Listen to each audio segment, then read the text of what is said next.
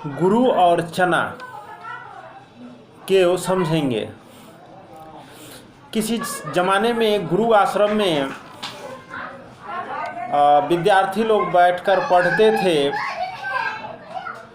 और बचपना ख़त्म होने के बाद गुरु आश्रम से अपना गृहस्थ बसाने के लिए फिर समाज का निर्माण करते थे। इसी तरह एक गुरु आश्रम में बच्चों का पढ़ाई का समय ख़त्म हो गया, तो जब वह घर लौटने लगे जवान होकर, तो गुरु ने सबको रास्ते में नाश्ता के लिए एक एक चना का पोटली दिया। सभी विद्यार्थी खुशी खुशी उस पोटली को लेके अपने घर के ओर चले अपना गृह जीवन बसाने। कुछ विद्यार्थी को भूख लगा तो उस चना को रास्ते में बैठकर खा गया।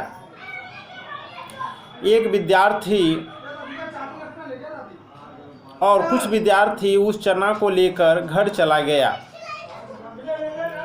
बहुत दिन के बाद गुरु गरीब हो गया, तो उसने सोचा हमने बच्चों को चना दिया था, जाते हैं और वो बच्चों से अपना चना मांग कर लाते हैं ताकि अपना जो है रोजी रोटी चले। तो गुरु ने सबसे पहले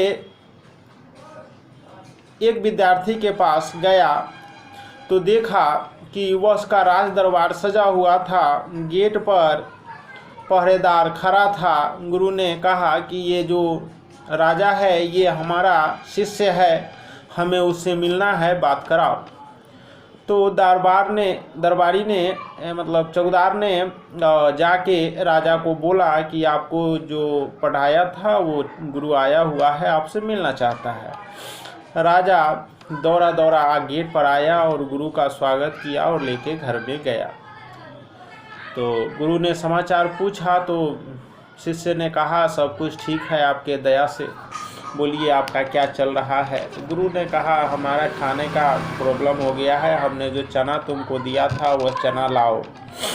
शिष्य बोला गुरुजी ये जो भी आप देख रहे हैं ये सब आपके चना का ही कमाल है।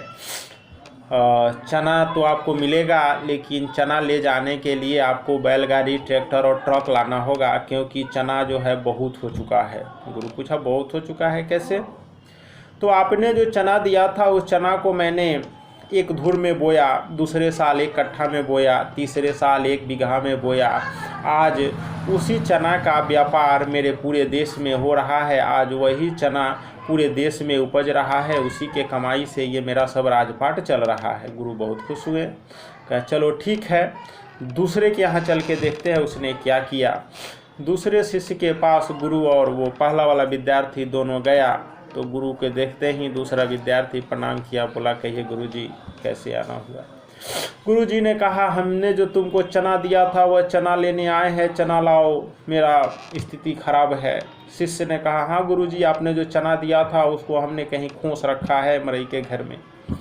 शिष्य दौड़ता हुआ गया और मरई में जो चना का पोटली खोसा हुआ था लेकर आया।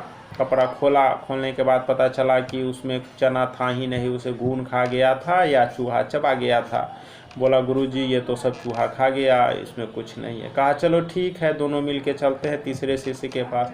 तीसरे शिष्य के पास गए, गुरुजी बोले हमें चना का ज़रूरत है, चना दो जो चना हमने तुमको दिया था। वह शिष्य बोला हाँ गुरुजी आपके चना को हमने तिजोरी में बांध के रखा है, एकदम सुरक्षित है, लेके आता हूँ। गया तिजोरी खोला, वहाँ से चना का पोटली लेकर आया। चना के पोटली खोला तो देखा कि वो जो चना था वो सड़ गया था, किसी काम लायक नहीं था। गुरु ने कहा देखो एक ही ज्ञान प्राप्त किया तीनों ने, तुम दोनों ने चना को सड़ा के बर्बाद कर दिया। देखो जो पहला वाला विद्यार्थी है चलो उसका राजपाट दिखाते हैं। उसी चना को रोक कर राजधानी हो गया है, राजा बना हुआ है ना। तो इसका अर्थ ये निकलता है कि ज्ञान बांटने का चीज़ है, ज्ञान बांटना चाहिए। जो पढ़ा इंसान है वो सबको पढ़ाना चाहता है, जो साधु इंसान है सबको साधु बनाना चाहता है, जो चोर है सबको चोर बनाना चाहता है ना। लेकिन अभी सबसे बड़ा जिम्मेवारी प्रशासन पे है, प्रशासन जिसको जो बनाए वही बनेगा और क्या। ओके।